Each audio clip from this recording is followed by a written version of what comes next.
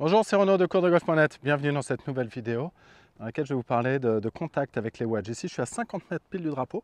Je vais vous expliquer comment faire pour optimiser toutes vos chances de contacter. C'est le premier but. Je sais que les grattes comme ça sur les coups de sand-wedge, ça pourrit la vie. Et je vous expliquer, c'est vraiment le but de cette vidéo, que vous touchiez vraiment beaucoup mieux vos coups juste après. Mais juste avant, je voulais aussi vous présenter ce green. Là, je suis à Fontainebleau, l'un de mes parcours préférés. Et quand je dis l'un de mes parcours, c'est vraiment des top 3, peut-être top 2 des parcours français, même si je ne les ai pas tous joués évidemment. Alors, dans cette vidéo, je vais vous parler des coups de wedge. Ces petits coups de wedge, là je suis à 50 mètres du green et je sais ce que c'est que de gratter. De se retrouver à des petites distances comme ça et de ne pas toucher le green à cette distance, c'est très rageant. Et pourtant, ce n'est pas... C'est généralement pas de la faute de votre swing. On a toujours envie d'incriminer le swing. C'est d'abord une question de position de départ et puis après un petit peu de vision au travers de la traversée. Et c'est exactement ce qu'on va faire dans cette vidéo parce que je veux absolument que cette vidéo vous donne des vraies solutions pour contacter correctement ces coups-là. La première chose à comprendre, c'est que votre swing, je le rappelle, si vous suivez mes vidéos, vous le savez, c'est un balancier. Un balancier, c'est un mouvement d'un corps qui est rattaché, d'un pendule qui est rattaché à son socle par une charnière qui se déplace librement et sans contrainte d'une part et d'autre de son centre d'équilibre dans un mouvement d'inertie sous l'aide de la gravité.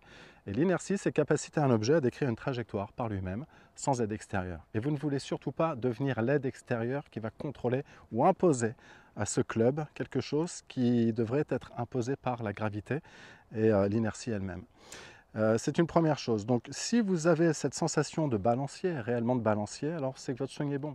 Et votre swing, quelle que soit sa qualité, même un mauvais swing, a toujours une phase descendante, un point le plus bas et une phase remontante. Et je parle de ce point le plus bas puisque votre club fera un cercle. Encore une fois, que votre swing soit plutôt bon ou plutôt pas bon, il fera toujours un cercle. Et ce cercle aura toujours un point le plus bas. Il faut absolument, et c'est une condition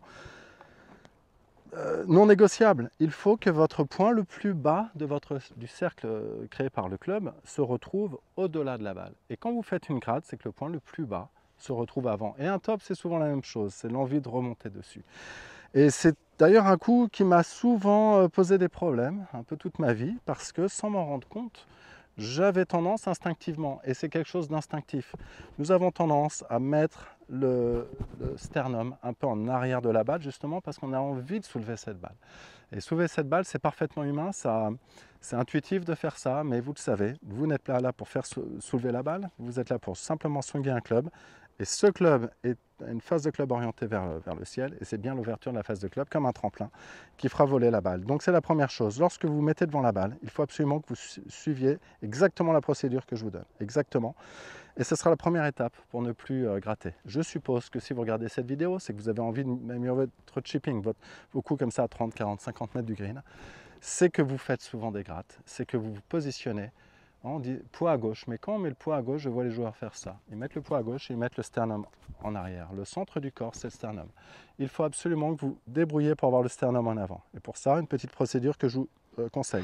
Là, je suis parfaitement neutre, la balle au milieu. Je me dis, si je fais un swing comme ça, le club touchera la balle à son point le plus bas, c'est-à-dire ni en descendant ni en montant. Et moi, je vais la prendre en descendant. Pas forcément prendre un gros niveau, un tout petit peu. Ce que je fais, je tourne tout mon corps tourne, donc mes pieds et mes épaules légèrement en avant de la balle. C'est-à-dire que là, vous voyez que juste en ayant tourné le corps, ma balle, moi je vois rapidement que la balle se situe naturellement sur le pied droit, et je vois que le centre de mon corps se retrouve en avant de la balle. Je prends ma position, et déjà si je fais mon swing comme ça, je m'attends quand même à avoir un club qui va toucher quelque part devant mon sternum. Le point le plus bas, c'est toujours grosso modo à 2-3 cm près le sternum. Voilà pourquoi vous devez organiser votre corps dans cette vision-là. Donc je me mets en place. Je démarre face à la balle, balle au milieu. Je tourne tout mon corps en avant de la balle, peut-être 20-30 cm en avant de la balle. C'est comme si j'étais droit devant la balle. J'adresse le club derrière la balle. Et déjà, j'ai une position qui me garantit à 90%, 80% que mon club arrivera en descendant. Si je laisse faire mon club, il n'y a aucune raison pour que mon club touche avant. Le fait que j'ai une balle qui soit naturellement maintenant plus en arrière, je n'hésite pas à avoir un mouvement légèrement intérieur-extérieur. Je ne cherche pas de ligne droite. Je ne suis vraiment pas convaincu par les lignes droites, ni dans le golf, ni ailleurs d'ailleurs, dans la nature. La ligne droite n'existe pas réellement, les lignes parallèles n'existent pas réellement. Tout est rond dans le golf, le grip est rond, le swing est rond, les poignets fonctionnent tout en rondeur. Je me mets en place ici et ce que je cherche, c'est simplement faire mon balancier et surtout terminer dans ce finish-là. Et j'attire bien votre attention. Je sais aussi que sur ces coups-là, on veut absolument garder le club vers le ciel pour faire monter la balle. C'est une espèce d'intuition qu'on a, c'est une fausse intuition. Même les champions font des erreurs comme ça, on a plein d'exemples.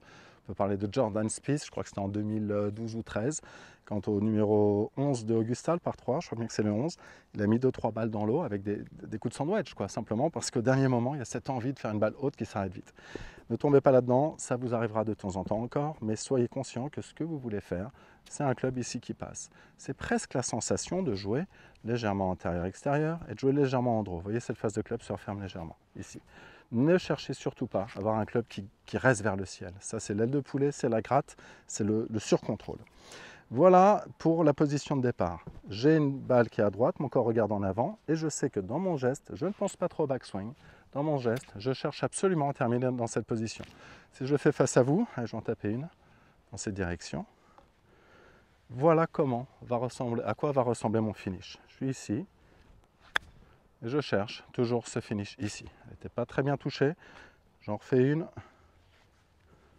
je laisse faire mon balancier, et je cherche à terminer exactement comme ça. Vous voyez la position, et surtout plus comme ceci, pas les mains en l'air. Je jouais ce coup-là qui est à 50 mètres, donc j'estime à peu près l'amplitude nécessaire, et je ne vais même pas chercher à faire voler la balle jusqu'au trou. On a de la place, je vais essayer de faire tomber peut-être 15 mètres avant. Gardez la balle un peu à droite, refermée. J'ai pris un 52, je n'ai pas pris mon sandwich justement pour optimiser un peu la roule. Je mets la balle à droite. De là, dans le mouvement, je dirais que si vous voulez aller un peu plus loin dans le swing, cherchez à coordonner, à timer. Il y a 3 termes dans le temps et dans l'intensité. C'est plutôt dans le temps, c'est le timing, le tempo et le rythme. Timing, tempo, rythme, 3 notions différentes. Le rythme, c'est l'équivalence de temps. Est-ce que l'espacement entre les temps est régulier? Toujours la même chose. Le tempo, c'est la distance entre chacun de ces temps, comme en musique. Voilà, on a un rythme avec un tempo rapide, un rythme avec un tempo lent. Et qu'est-ce que c'est que le timing finalement? Le timing, c'est si je dois rajouter un instrument ou quoi que ce soit sur ce tempo et rythme, alors il faut que ça rentre au bon moment. Exemple, dans un karaoké, vous pouvez chanter parfaitement la chanson. Au moment où vous allez démarrer la chanson, vous avez encore le risque de partir trop tôt, trop tard, même si vous chantez juste. Eh bien, il faut rentrer au bon moment, au bon endroit. Eh bien, dans le corps, le timing, vous avez le poids du corps qui prend en charge le club. Regardez le poids du corps qui prend en charge le club. Le poids du corps prend en charge le club.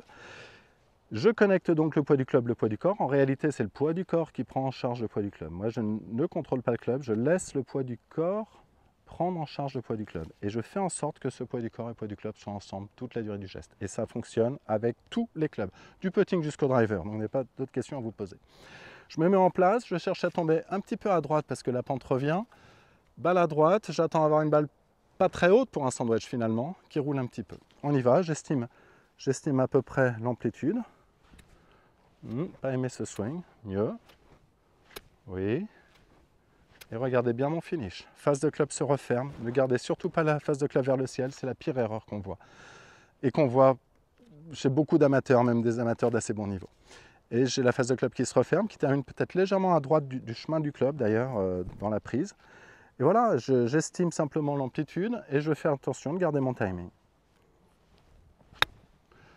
Une balle qui n'est pas trop haute pour un coup de sandwich. Et vous voyez que c'est une balle qui roule comme ça vers le drapeau. Voilà, un tout petit peu longue, mais j'aime plutôt bien ce coup-là. Surtout, faites attention à être dans une sensation globale. Vous devez sentir les mains légères. J'ai les mains légères. Je sens ce geste léger et coordonné. Je sens que c'est le poids du corps qui prend en charge le poids du club. Et je termine de l'autre côté avec un club qui se referme. On se met en place, balle en arrière, stermon en avant. J'ai même cette sensation que l'épaule gauche est un peu plus basse que l'épaule droite. C'est peut-être pas vrai parce que, en principe, c'est l'épaule droite qui est un peu plus basse du fait, pour les droitiers, du fait d'avoir une main un peu plus basse. Main droite un peu plus basse, mais j'incline mon corps légèrement en avant. Si je veux un peu de divot, je vais même franchement l'incliner. Et là, je fais juste mon balancier. Un petit peu accroché, mais vous voyez que c'est pas trop méchant. Et j'ai pris un petit peu plus de divot ici. Elle est un petit peu courte du coup parce que j'ai un tout petit peu accroché l'herbe. On recommence, c'est pas franchement une gratte, juste un coin un tout petit peu. On y va. Meilleur contact. Et comme je termine toujours de la même façon, balle qui roule bien vers le drapeau, celle-ci est très bien. J'en fais une petite dernière et je résume ce que je vous ai dit. Souvenez-vous de ce que je vous dis là parce que c'est tout ce dont vous avez besoin pour contacter correctement. Évitez d'avoir l'épaule droite plus basse et le poids, bien que le poids soit à gauche. Je mets le poids à gauche, mais tout mon corps vient ici, au-dessus du pied gauche. Les épaules sont un peu descendantes. Du coup, j'ai ouvert également mon corps sur la gauche. J'ai une balle qui va se retrouver naturellement à droite. Idéal pour faire des balles un peu basses, mais j'ai un sandwich, donc ça ne sera jamais complètement basse. Et surtout, je coordonne le geste et je termine avec un club qui sera ferme. Allez, on va essayer de la mettre vraiment donnée, celle-ci. La dernière était pas mal. On y va. Je laisse tomber les bras, je ne pense pas au backswing. Évidemment, il n'y a pas qu'un seul backswing, il y en a plein de différents. Et ne cherchez pas le backswing parfait, parce que déjà vous aurez beaucoup de mal à le trouver. Et tant bien même vous le trouverez, il ne servira pas à lui tout seul à assurer le bon coup. Ce qui assure le coup, c'est la posture et le rythme et le timing, encore une fois.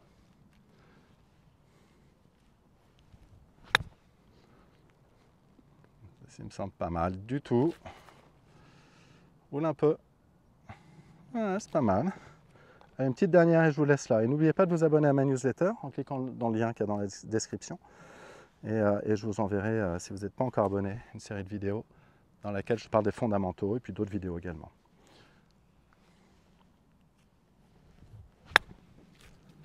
Alors celle-ci, j'ai senti un petit à-coup et je vais vous dire quelle erreur, je me rends compte maintenant. J'ai mis la balle trop à gauche, devant le sternum, ce qui fait que le club est passé à un endroit où la balle aurait dû être, il n'y était pas. Donc je sens que j'ai dû reprendre un peu le contrôle. Je la mets plus à droite, je pense que je n'aurai pas ce petit à-coup.